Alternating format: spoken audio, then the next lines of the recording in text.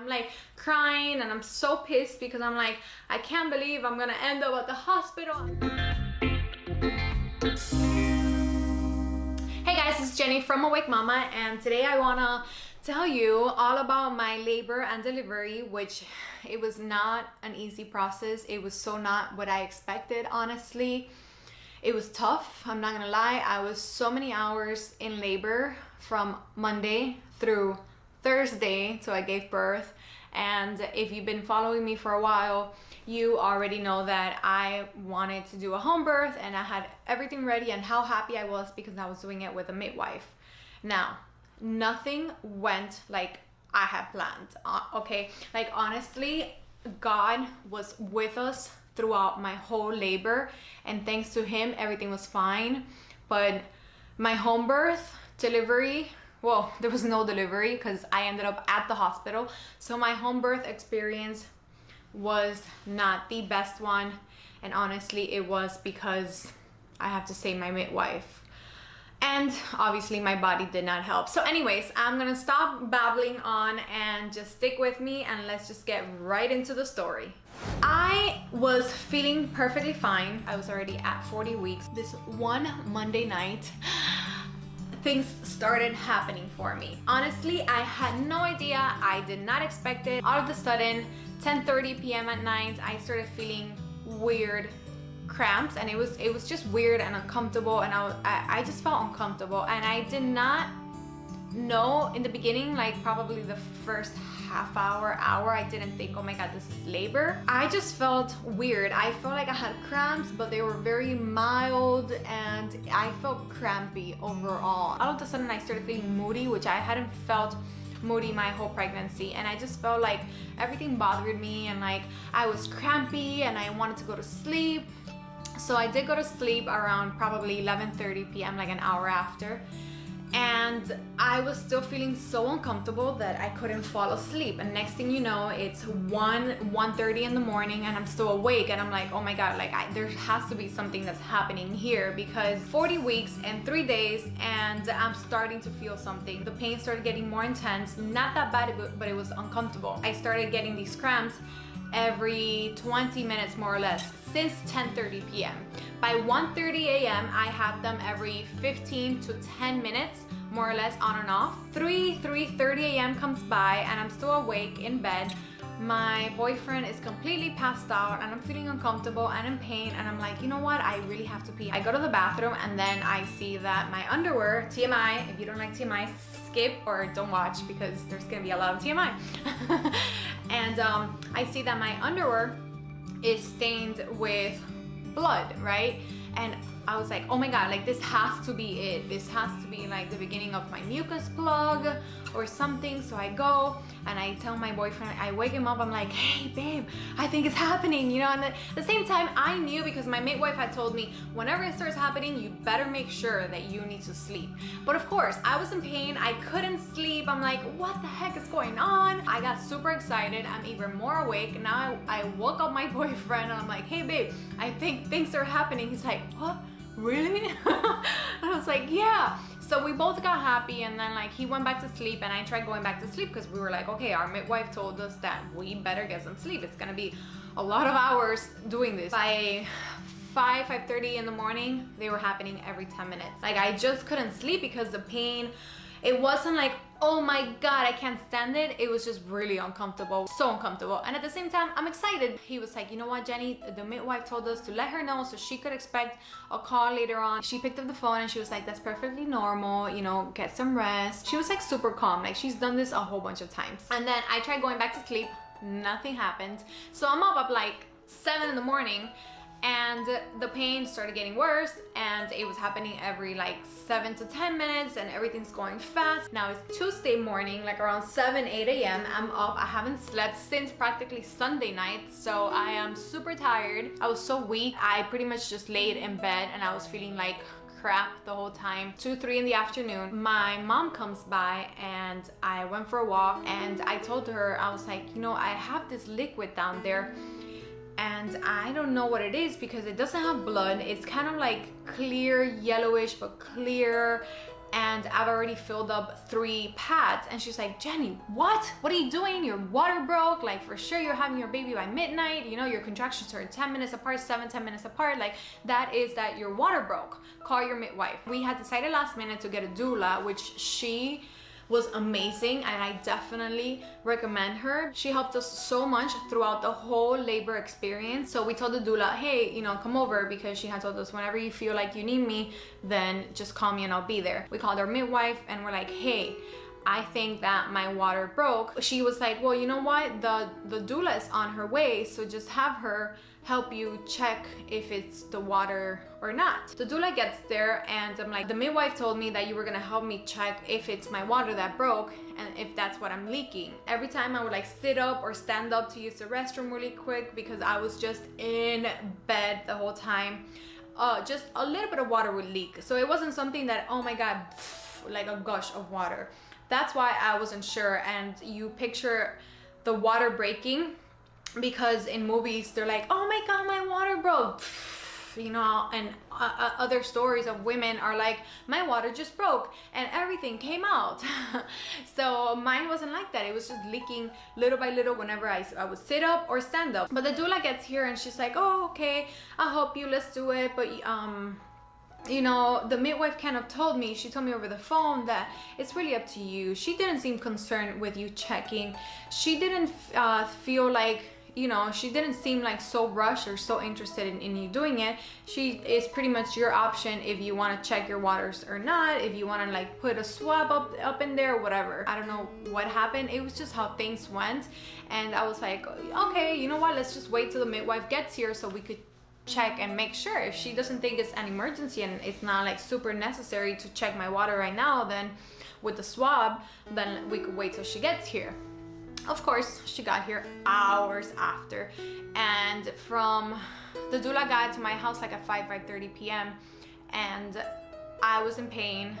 And when also when we spoke to the midwife told her, let me know when she's already 5 minutes apart. Her contractions are 5 minutes apart. So we waited, and the doula had me do tons of exercises, and she really tried for me to walk and move, but I told her, I was like, I can't, okay, I can't move. I was weak, I didn't want to, I felt like crap. I'm like, oh my God, I'm in so much pain now, because they were just getting more intense and closer together. And obviously I didn't want to eat. My boyfriend's, you know, giving me coconut water, fresh coconut water and fruits, and all I wanted was fruits, which was amazing because that's exactly what I wanted. I wanted to spend my labor being able to drink and to eat, not like in a hospital where they don't let you do any of that. And my boyfriend was definitely doing a great job in helping me out and supporting me. And then when the doula got there, it was both of them, you know, really being my rock. They were both serving different purposes, and it was amazing to have them both. Around 7:30 p.m., 8 p.m., my contractions finally got 5 minutes apart, and we were like, okay, like this thing is happening, you know. We wrote them down, and the midwife had told us, make sure that it's happening 5 minutes apart. We timed them for half an hour, and they were 5 minutes apart. So we called the midwife. The midwife is like, okay, I'm gonna get ready and head over there.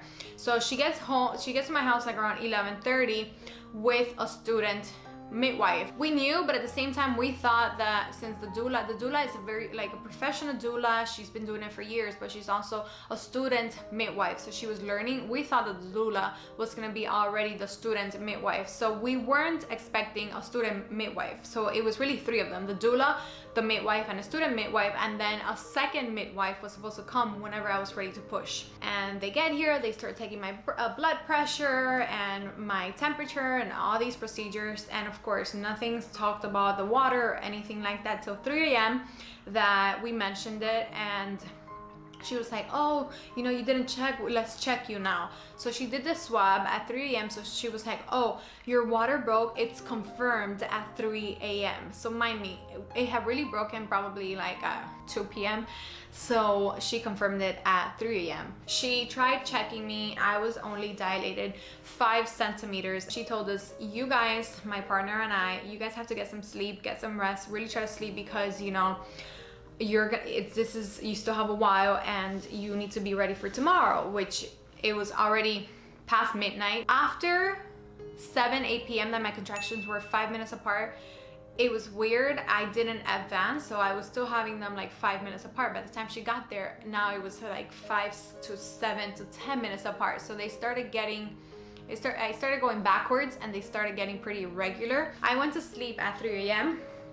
and between 3 a.m. and 6 a.m., which I was able to sleep, but it was because my contractions went back to being every 15 to 20 minutes apart. 6 in the morning, my partner and I, we woke up and we were in bed, and the midwife is in the living room with the doula. The student midwife had left to go take care of her kids and take them to school and then to come back. So I wake up and my boyfriend's like, Jenny, like this lady hasn't even checked you in 3 hours. Like your water has, like, it already broke. Your contractions are less apart. Like something's going on, and she has, like, she's sleeping on the couch. She hasn't even checked you. You should definitely like tell her, right? Because they hadn't checked my heart rate or anything again for 3 hours. So I went and I was like, hey, I'm kind of worried because it's since 3 in the morning, you haven't checked me. Like, how's the baby? How's my heart rate? How's everything? Her heart rate, and everything was still perfectly fine. I had breakfast and I automatically felt a lot better. It was like a brand new day. I was able to exercise. My boyfriend and I, like, we went for a walk around the block, and we actually walked like 5-6 blocks, and I was in pain, and people were like, are you okay? Are you going into labor? Do you want to come inside my house and sit down? And I'm like, no, I'm fine, I'm fine. Oh my God, guys, you have no idea all the types of exercises that I was doing in freaking pain. It just felt really uncomfortable, and it got to a point where they were like, okay, we need to cause your contractions to see if you're dilating more, because on Wednesday I went to sleep at 3 in the morning with 5 centimeters. It was Wednesday afternoon and I was only 6 centimeters dilated. I was sitting on the toilet, you know, facing the other way and trying to push and doing contractions, and I'm like causing my contractions. Whew. All right, I'm back. I actually went just to check on her, and then when I opened the door, my dog started barking like crazy. So guess what? He woke her up. I had to change her diaper, feed her, and here we are. This is Camila. She's pretty much almost passed out. Really, Camila? Anyways, there was a lot of tension in the air. Our families already knew that I had broken, like my water had broken, and they were really putting pressure on him, like, hey, what are you guys doing? Are you crazy? You guys need to go to the hospital. I felt good because I knew what was going on. We told the midwife, and he was like, you know, what happens because the water broke? And she was like, well, we confirmed it at 3 a.m. And he was like, wait. You know, you confirmed it at 3 a.m., but we know that the water broke like a lot sooner than that, like probably 12 hours before 3 a.m. And she was like, well, you know, I told you since the beginning when we came to the home visit that you're supposed to check and blah, blah, blah, blah, blah. So if you want, we could put that you confirmed it earlier than that. And like, she was like, but I'm gonna have to be calling the on-call doctor at the hospital right now. I just felt like, oh my God, I can't believe, like, I don't want to end up there, you know, everything needs to work out. I was like, no, you know, I don't want to go to the hospital. And she was like, well, you know, like, you guys need to decide if you want to go for another walk. When we got back, he was like, look, like, we're gonna have to go to the hospital at one point, you know, if she doesn't go into labor. And I'm like crying, and I'm so pissed. So the midwife was like, look, I've had many cases where parents do not go to the hospital and they give birth hours after the 24 hours. So she was like, if you want, we could do halfway. Your water broke at 10 p.m. That was pretty much what we decided all together. It was just frustrating, honestly, because I was really trying to cause my contractions. At one point I was like, hey, can we like set up the pool and just, you know, I want to see if maybe the water relaxes me, because at this point I'm so stressed out. Everything that I did not do on Tuesday, I was doing Wednesday. I was in this same room, in her room. Nothing was set up, okay? And we had the pool right here where I'm sitting right now with her. That's so crazy. I was even able to kind of like feel, I think I felt, like, I'm pretty sure it was her head, because she was like right there, but I was just not dilating anymore. Like, I was still every 20 minutes apart, and this is already Wednesday at 7 p.m. more or less. Oh, so we decided to stay at home, and if we stayed at home after a certain amount of hours that your water breaks, you need to give an antibiotic, which that's something else that I cried and I really didn't want to. It was our option. but it was kind of like meeting halfway. And my whole pregnancy I was all natural. I don't take medicine. I wanted her to be like, you know, all natural. And the student midwife is the one that's trying to like insert the needles so they could give me the antibiotic. And she pinches me, but she misses the vein. And she's like, oh my God, I can't believe I missed.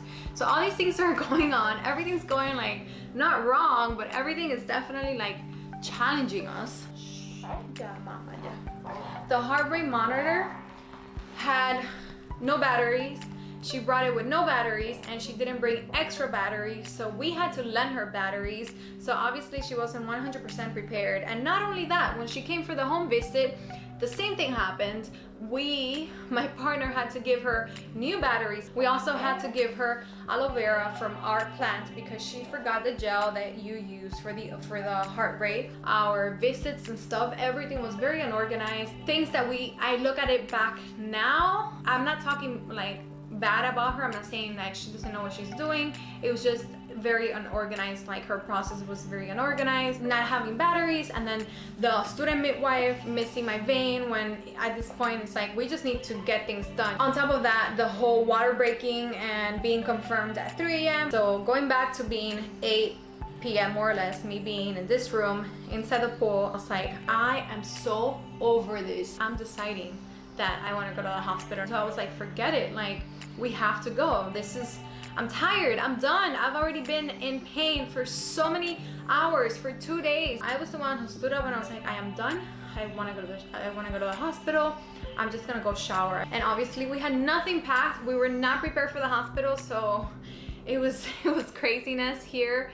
But at the same time, we were all super calmed because it was never like, I never felt like myself or the baby was in danger. I always felt like we had it under control. If I would have felt otherwise, then I would have gone to the hospital way before that time. The midwife was correct in the beginning when we asked her about emergencies, and she told us, oh, usually like the emergencies, you have time to actually get in your car and drive to the hospital. Our main hospital that we wanted, the doctor wasn't there. There was another on-call doctor that nobody had any idea who he was. And just out of convenience, we were like, let's go to the one that we wanted. I was at peace with the fact that I was on my way to the hospital. Since the house, I told everyone, I was like, look, I think when I get there, I'm gonna ask for the epidural. F this, I am asking for it. Guys, I was 49 hours in pain, non-stop, suffering, okay? And things were still not done. The sun is coming back out, so the light keeps changing. Okay, so we got to the hospital at 10:30 p.m. At 11:30 p.m. they put the epidural. Now it was just my partner and I. And after that, I was just like so happy. The nurse checked me and I was at still 6 centimeters. So the two grandmothers were already in the room. We had told them, hey, look, since we're already at the hospital, join us and be part of the delivery. At 2 in the morning, I start feeling the pain, and I told the nurse, I'm like, epidural, I don't think it's working anymore because I'm feeling the pain. And she was like, no, honey, you're supposed to feel something, you know, you're not gonna not feel anything at all. But I'm like, yeah, but this is feeling like when I was home feeling the pain. And she was like, no, you're fine. And when she went to check the machine, or I think my mom saw it, and my mom's like, look, it says here that there's something going on, that it's not working. So I was back in pain, feeling the pain that I was feeling at home, but now I was 7.5 centimeters dilated. So it was pretty bad. The anesthesiologist came and he put the epidural. So around 4 or 5 in the morning, the nurse comes, she checks me again, 7.5 centimeters dilated. And then at 6 in the morning, the on-call doctor that we had no idea who he was, okay, I had gotten there at 10:30 p.m. and he came by at 6 a.m. and he comes to check me, and he's like, he puts on his gloves and he just goes, okay, I'm gonna check you. And I'm like, and you are you the doctor? And he's like, oh yeah, I'm Dr. So-and-so. And I'm like, okay, well. And he's like, I'm gonna check you. And he like puts his finger and he checks me. He's like, oh, I don't like this. He takes out his hand and his glove and he goes to a nurse. Is this the same room that you do the C-sections in? And I just felt like, oh my God, this cannot be happening right now to me. Like, I can't believe I wanted a home birth and now I'm at the hospital with an epidural. I didn't want any of this, and oh my God, the C-section, I cannot believe this. And I was like, please, please, please, doctor, no, no, no, not a C-section, not a C-section. And he was like, well, you know, what do you want me to do? It's not like you have an 8-pound baby, okay? You're not gonna be able to birth her, okay? And I am a UN professor and I have class at 8 a.m. So it's not like I wanna be staying here, okay? Doctor, are you serious? My partner was like, doctor, like, we don't want a C-section. And he left the room. So my partner calls the midwife, and the midwife pretty much told us, look, the doctor that I really want, which she's like the chief doctor there, the head doctor at the hospital, she comes in at 7 a.m. So just wait for her. It was 45 more minutes. Just wait for her. Whatever she says goes. I completely trust her.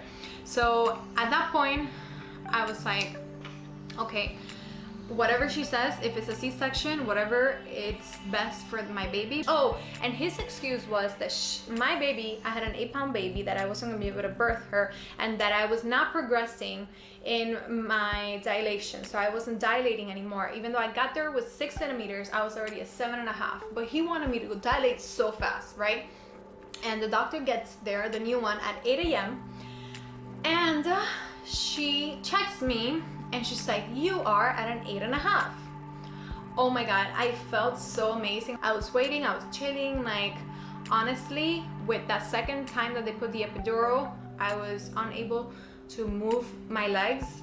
It was the weirdest, ugliest feeling I've ever felt. I had dilated, but there was a certain part of my cervix that hadn't dilated completely. So let's say like my right side had dilated completely and it was open, but my left side was still had a little bit, just a little bit to go, and the baby's head was right there.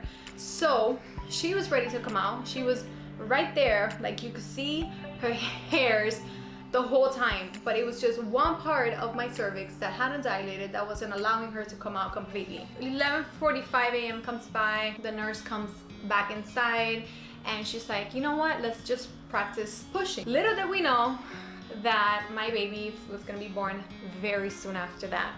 She is teaching me how to push, and she's like, wow, you push really good, like you know how to do this. The doctor walks in and she's like, oh, you're in it already? And she's like, well, I'm teaching her. And she's like, okay, you know what, let's just try this, let's see how it goes. And the doctor's like, okay honey, like we're gonna push right now. This is 11:50, 55 or something. And she's like, you're gonna have to push a lot, okay? It's gonna be some work, but let's try, let's see how it goes. And by the time like we actually started, it was the doctor and the nurse was amazing. And when I got there, I had said, look, I don't want a lot of people in the room, I want the same vibe as from home. And it was exactly like that. They closed the windows, they dimmed the lights. It was only one doctor and one nurse, and then both grandmas and my partner and I. So it was perfect. And she was like, okay, let's try it. And as I was pushing, she was like, push.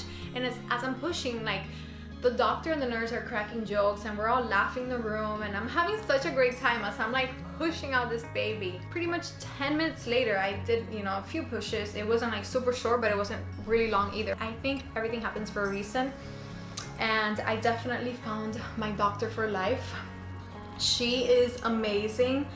It was the feeling of having a midwife, but at the hospital. That was exactly how it was. She was like, yeah, I don't cut people unless I have to. I am so happy to have found her. I'm pretty sure she would definitely do my next delivery with my next baby, because it was just such an amazing experience after she got there. Like, she really waited.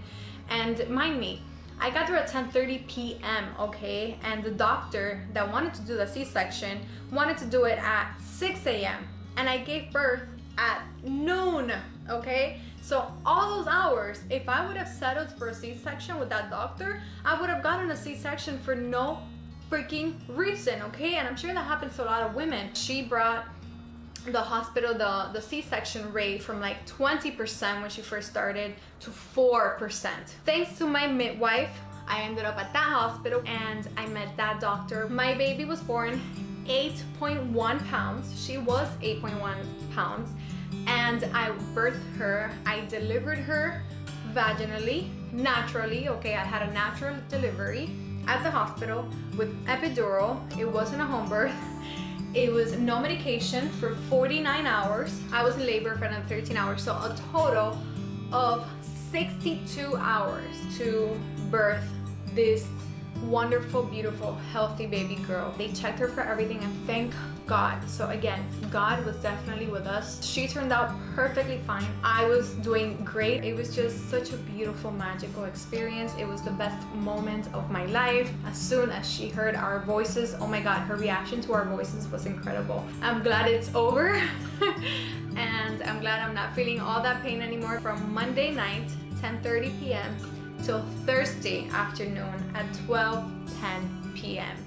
That was a lot of talking, a lot of storytelling, so I'm gonna leave you guys with that. I probably have to change the diaper again and breastfeed once she wakes up. Thank you so much for watching. If you enjoyed this video, don't forget to give it a thumbs up. If you've already subscribed, if you haven't, please go ahead and do so now, so I could bring you a lot more postpartum stories. And once again, thanks for watching, guys. Till next time. Mwah. Bye.